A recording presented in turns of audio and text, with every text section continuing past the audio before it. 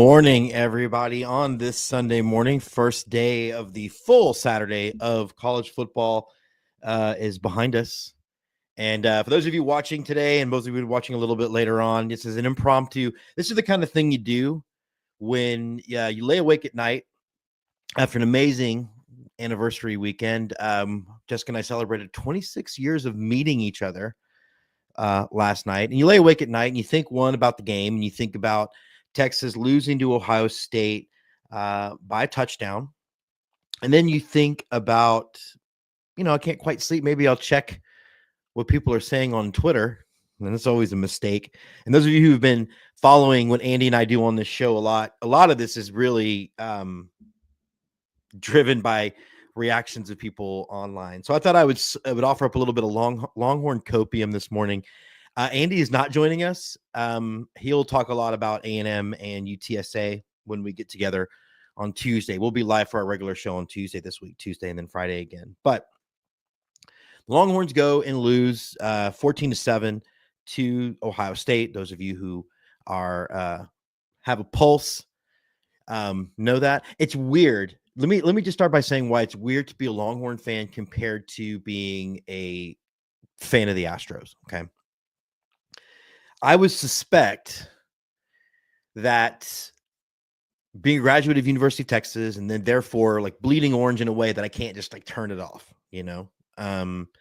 is like similar to being a Yankee fan, where the entire sports world of that sport, it's like being a Cowboys fan, and that I do know about the entire sports, but I don't care about them as much. I don't know, but the entire sports world watches the result of a Texas game, and the majority of them want them to lose and are ready on the keyboard to go and say some things and chime in and make comments. And to it's frustrating as a fan because you're like, well, but your team's like way worse, and your team struggled against UTSA for the majority of that game, or in the baseball playoff, your team didn't even make the playoffs, but still you got to look at it as its own kind of compliment. So yeah, but the worst are the Longhorn fans who have already given up on a season in which there are 3 moments,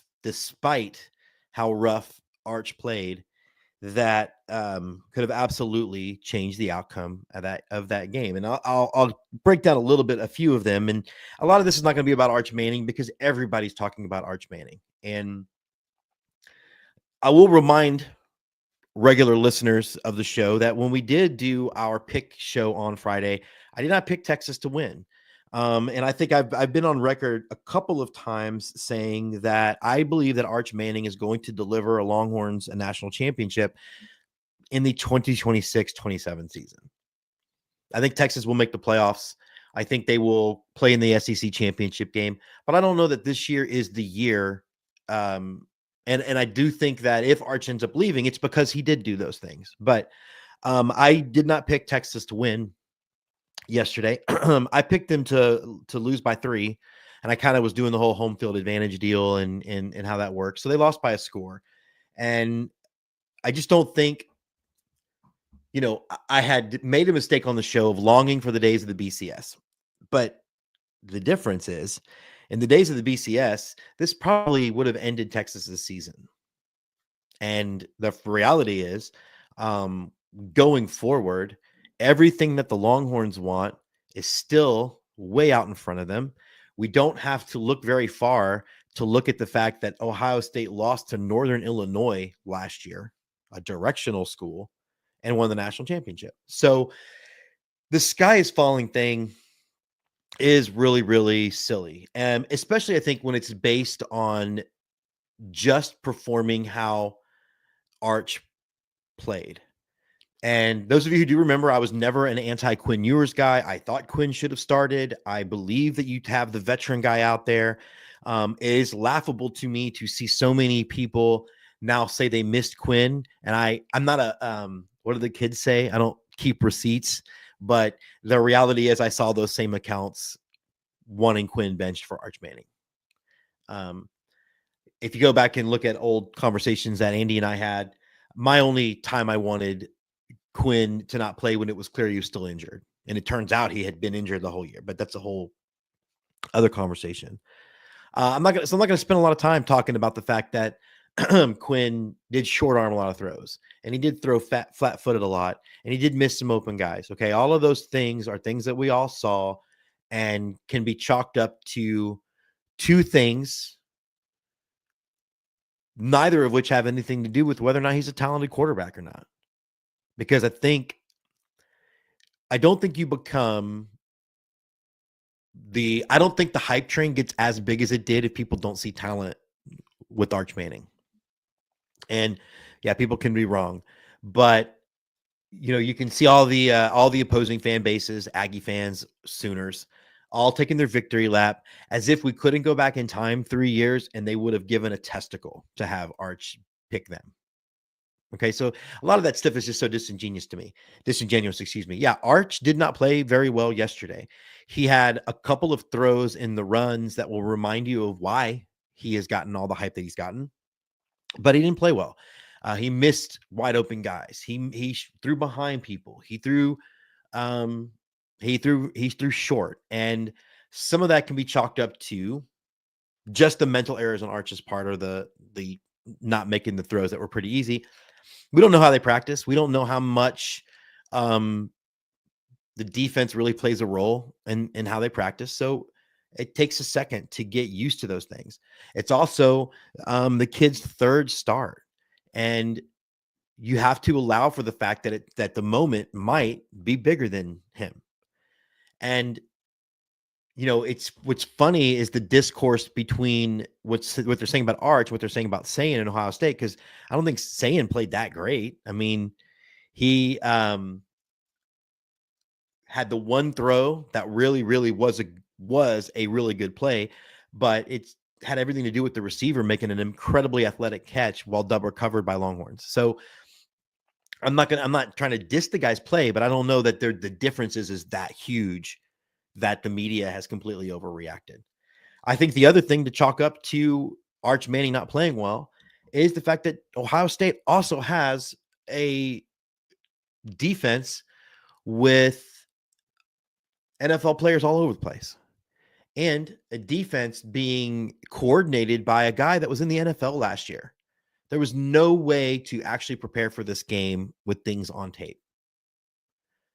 So I'm not going to throw the baby out with the bathwater. I made the comment to Jessica. I wish I'd put it out on social media so people wouldn't think I was lying to them. But I made the comment to Jessica that there is a world where losing to Ohio State's not a bad thing. That Mac Brown used to say the best thing to happen in a game one. Mac Brown used to say the best thing that could happen to you in a first game was to play sloppy and win, because that way you could come out of that game with things to coach off of, but you still got the win. That clearly didn't happen because you're not playing a directional school. You're playing one of the favorites to win the national championship. So, you have a lot to you have to deal with the fact that you lost. But going forward now, there are some very concrete things that Texas needs to work on, including Arch Manning, including how he handles pressure, how he handles players being covered, all of those things.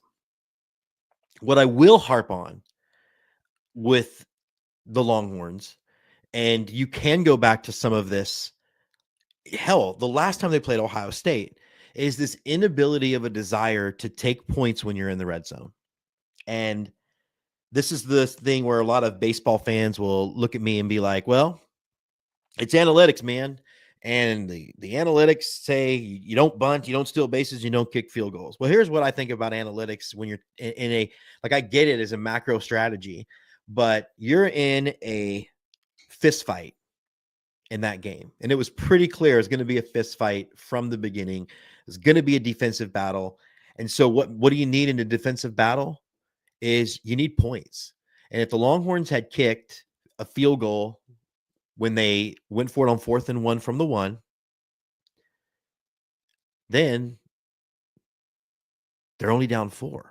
But they also went for it on fourth down from like the 9 where they could have kicked a field goal. So then when if everything plays out the same, and I know that's it's a folly to think that the game is just going to play out the same way, but if you have those 6 points, now that drive at the end of the game where you have it for about a minute and a half, you need a field goal to win. The whole complexion is different. And it just seems to me that if I'm Steve Sarkisian and I know I'm going in with a very conservative game plan for Arch Manning. I mean, they were under center. When was the last time that you saw the Longhorns under center? When's the last time you saw any college football team under center as much as they were under center yesterday? It's been a while for me. It's been a minute. So it seems to me that if that's going to be your strategy, then part of being conservative and keeping the game close and trying to win in the fourth quarter is to putting yourself in a position to win in the fourth quarter by kicking field goals when you get into the red zone. Because if you take a step, I mean, the numbers bear out. The Texas offense outplayed the Ohio State offense. They outgained them by 120 yards. You had some key missed moments by Arch, and then you had really questionable play calling decisions in the red zone, including having one of the most athletic players on the field trying to do the tush push against the strength of the Ohio State defensive line, which was the center of that line. I don't know why you're maybe not running a play fake and then a bootleg with a run past option out there to give the Arch the chance to either make a throw or hit the edge. We literally saw him do that against Texas A&M. Like that is his strength. And so your solution was to have him run into a big pile of bodies and hope somebody could push him over.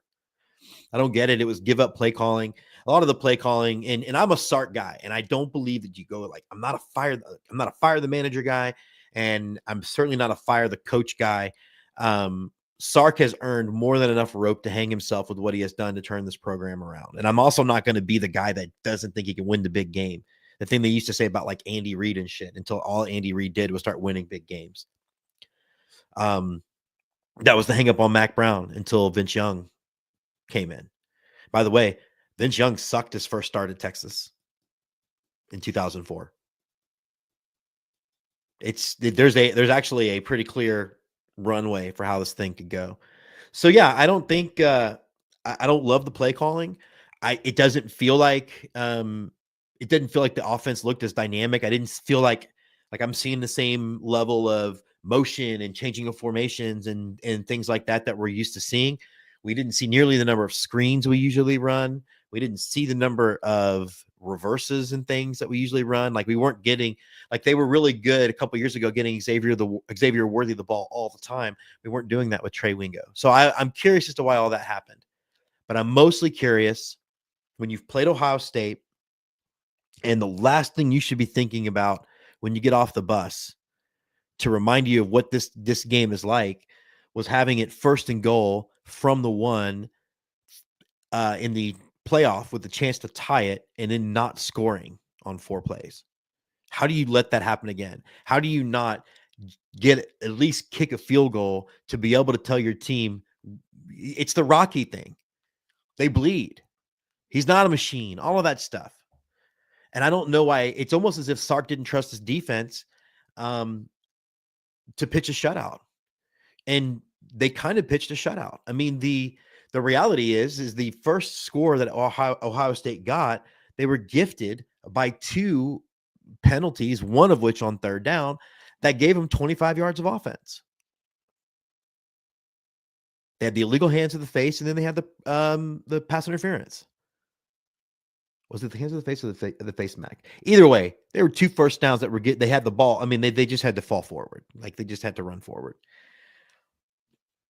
Penalties were an issue. And I think we knew that. That's part of why I didn't pick the Longhorns to win, because you had 3 false starts on an offensive line that's first time playing together. This is why I think that the Longhorns, people jumping off the bandwagon, they're jumping off a little too soon, because I do believe they have a month until Florida, and they have 3 teams they should beat easily, that they really can get out there and work on stuff and prepare and put this game behind them. I'm not worried about Arch. I'm not worried. I don't think everybody, including fans of other teams, are wrong about the talent.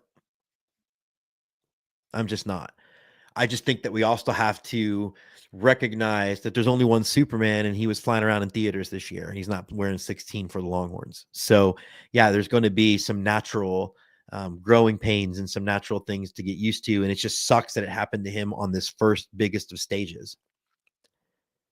Everybody believes that the Longhorn offense misfired at almost every level, and they lost by a touchdown. And I'm about to talk a little bit about the Astros here in a second, but the reality is defense travels, and if that is the defense that the Longhorns have, they're not going to face an offensive player like Smith for Ohio State. They're not going to face that the rest of the year. So I expect the Longhorns to be exactly right where they are. And then Andy's going to come on the show on Tuesday and tell you that he's not exactly happy with the effort that the Aggies had. And yeah, they were in a fist fight for 2.5 quarters against UTSA. So I don't know what Oklahoma did, because I like to pretend that Oklahoma doesn't exist. But if anybody wants to chime in, it's watching, and tell me if Oklahoma won or not. I'm not worried about Oklahoma. Florida's going to be a tough game, but you got a month to get prepared for it. And Georgia's going to be a tough game, but you've got months to get ready for that thing. This does not do anything to me for where I think the trajectory that Texas is on, because, by the way, they don't just have Arch Manning in the quarterback room, but there's his successor is there, another 5-star guy. They got another 5-star guy coming. The Longhorn program is going in a direction, and because of the fact that money now over the table runs things, that they're not going anywhere. They're going to break through. I believe they'll break through with Arch Manning, but if they don't, this is the kind of program that you're not going to have a hard time getting talent, because A, the money is there, but also you want to be the guy that can bring this program back. And so, maybe this is the maybe Arch isn't VY. Maybe Arch is that Chris Sims, Major Applewhite era that led to getting VY, and VY is on the roster somewhere. I don't know. I don't know what the solution is. I personally, again, going to go back to my I thought the Longhorns would go 10-2 this year and make the playoffs. I guess I thought the one would be Georgia at Georgia. But I do believe that Arch Manning, if he stays for next year, and I mean, let's be honest, nothing about yesterday says he should come out to the draft. I believe that Arch Manning's going to take Texas to a national championship. I just think it's going to be next year. And I have not ran from that prediction at all. Last thing on that, though, is the frustrating thing for all of us. And I know, like, a lot of the people that are watching are also pretty, like, we have an older audience on this show. And part of that comes with experience and understanding things. That Arch Manning next week will come out and he will destroy San Jose State, and all of this hype will be back on, because they need something to talk about, and being real about it isn't necessarily what sells things. It's about being of the moment. They're already crowning this Just Saying guy. Is that his name? I'm Just Saying. I wish his first name was Just. What was it? I don't know. But and he did a really good job managing his team, but he wasn't spectacular, because you know why? Because you had two really good defenses going. So that's your copium. Here's your copium for the Astros. I know that a lot of people don't want to hear that hey, the Astros lost, but so did the Mariners. But here's the thing. It's September tomorrow. There are about, I don't know. I'm going to stall while I look up exactly how many games are left. But the reality is the Astros have a 3-game lead. The schedule is 100% as far as the calendar goes on the Astros side. Each teams have 26 games left. Now, right now, the Astros schedule seems to be a little bit more difficult than the Mariners, but that will change once, it just sort of changes every day because of reasons. But the Astros have 26 games left in a 3-game lead, and they're 6-4 in their last 10. Why did it take me a long time to add that together? I went to film school. They're 6-4 in their last 10. So the reality is, yeah, you're trying to get to the playoffs. You're trying to win the division. At this time in September, every time the Mariners lose and the Astros, even if the Astros lose, it's a good thing. It's obviously a great thing when both of those things happen.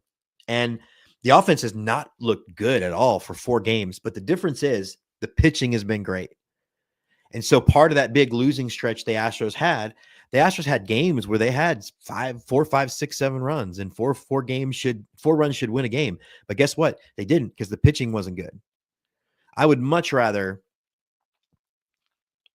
know I can count on the pitching than hope the hitting comes through.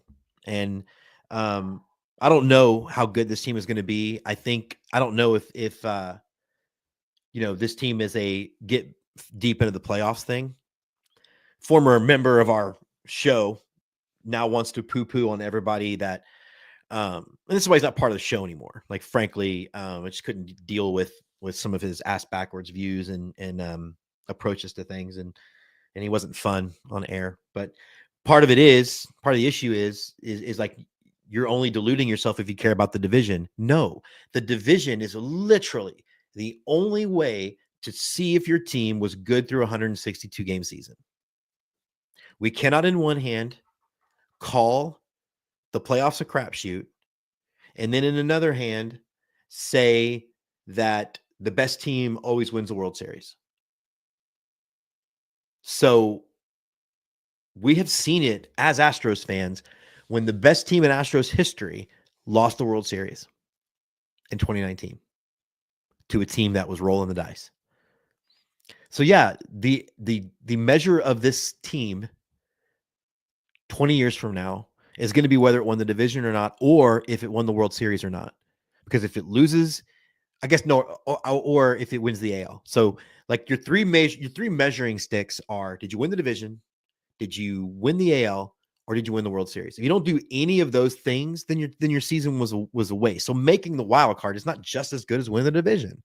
And you're only saying that because you're a big pussy, I guess. I don't know. You're only saying that because you are trying to rationalize to yourself. Winning the division matters. It's the only thing you can control right now. And the Astros are doing that. And I still firmly believe that they are going to have the opportunity to really catch fire as they get closer and closer to being healthy. So that is going to be it for me for today. Andy and I are going to be back on Tuesday because we're taking Labor Day off.